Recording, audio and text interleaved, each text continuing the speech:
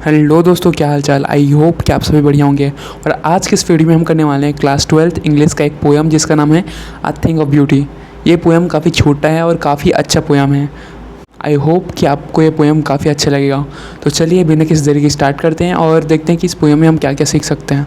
A thing of beauty, ये जो poem है ना, ये जॉन केट्स की लिखी हुई पोएम का एक छोटा सा पार्ट है। मतलब जॉन केट्स ने एक पोएम लिखा था जिसका नाम था इंडिमियन अ पोएटिक रोमांस।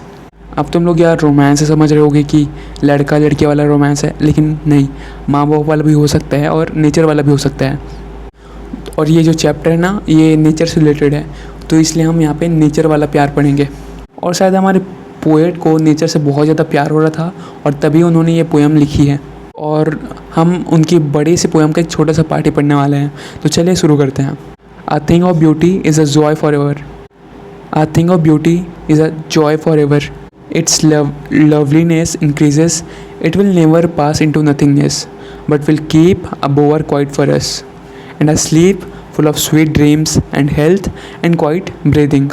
तो इस स्टैंजा का मतलब ये है ना कि जो सुंदर चीज़ें होती हैं, जो सुंदर वस्तुएं होती हैं ना, उसकी सुंदरता हमेशा बनी रहती है और उस वस्तु की सुंदरता कभी भी घटती नहीं है बल्कि बढ़ती ही रहती है। और वो जो सुंदर चीज़ होती है ना, वो हमारे लिए बोअर बनाती है, मतलब छाँव बनाती है, जहाँ हम काफ़ी अच्छे सपने देख सकते हैं, अच्छे से सो सकते हैं, जिससे हमारा स्वास्थ्य काफ़ी अच्छा रहता है और हमें बहुत ज़्यादा शांति मिलती है। तो इसका मतलब ये है ना कि पोएट हमारे एक बड़े से पेड़ की बात कर रहे हैं, क्योंकि वो एक नेचर से प्यार करते हैं। तो वो पेड़ की बात कर रहे हैं जहाँ जिसके नीचे हमें छाँव मिलती है और हम शांति से सो सकते हैं, और जहाँ हम अच्छे सपने देख सकते हैं और हमारा स्वास्थ्य भी काफ़ी अच्छा रहता है। तो जैसे कि हमें पिछले स्टैंजा में पता चला कि थिंग ऑफ ब्यूटी हमें कितनी सारी चीज़ प्रोवाइड करती है। माइंड में पीस मिलता है, हमारा हेल्थ अच्छा रहता है और हम अच्छे अच्छे सपने भी देख सकते हैं उसके नीचे सोकर। तो अब सेकेंड स्टैंजा शुरू हो रहा है, देयरफॉर से लेके फ्रॉम आवर डार्क स्पिरिट्स तक। यहाँ हमें पता चल रहा है, तो इसलिए हम हर सुबह उठकर फ्लावर का एक बैंड बनाते हैं, मतलब फूलों का एक माला बनाते हैं कह सकते हो, ताकि हम इस नेचर, इस पृथ्वी के साथ जुड़े रह सकें। मतलब हम यहाँ पे हमें ये पता चल रहा है कि मतलब हमारे जो पोएट है ना, वो नेचर से बहुत ज़्यादा प्यार करते हैं।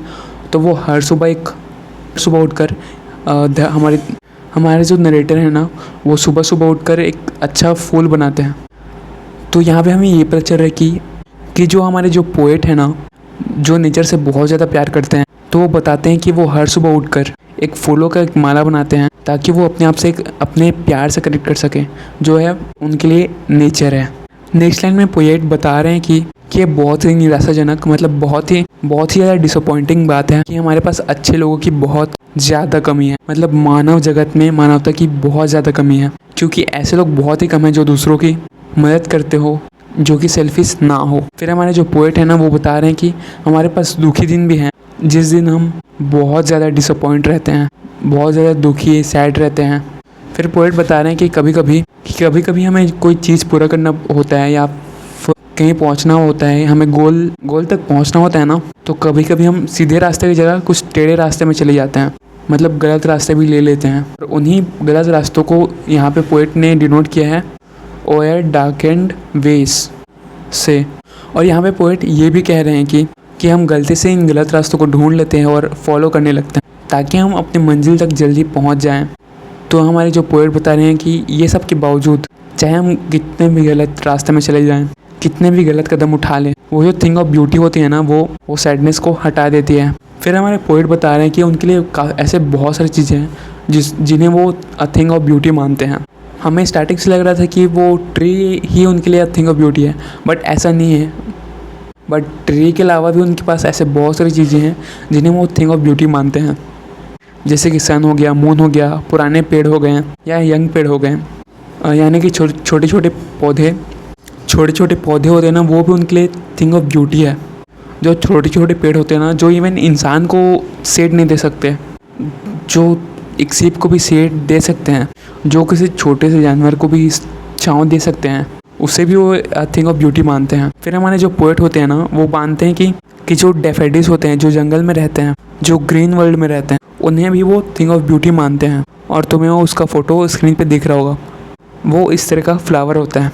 फिर हमारे जो पोएट है ना, वो बता रहे हैं कि जैसे कि रील्स होता है, रील्स मतलब छोटी छोटी नहर समझ लो, छोटे छोटे जो वाटर बॉडीज़ के नाले टाइप से नहीं निकलते, जो बहुत ही साफ़ होते हैं, तो उसी को हमारे पोएट बता रहे हैं कि वो सब जो होते हैं ना, एक गर्मी मतलब हॉट सीज़न में समर सीज़न के अगेंस्ट काम करते हैं। और वो जो जंगल होता है, जो पेड़ होते हैं, इवन वो खुद के लिए एक ठंडक प्रोवाइड करते हैं।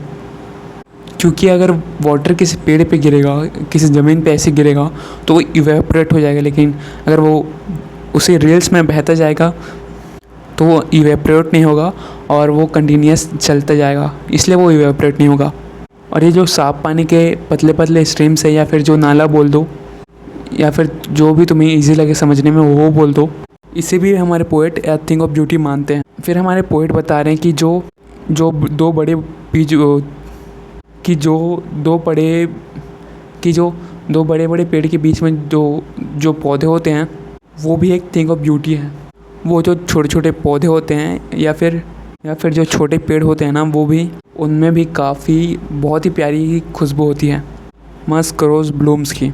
ये पता नहीं क्या है, मैंने भी कभी ये सूंघा नहीं, बट ऐसी खुशबू होती है। ये जो एकदम प्यारी सी स्मेल होती है ना रोज़ की, ये पूरे एरिया को कवर की हुई होती है।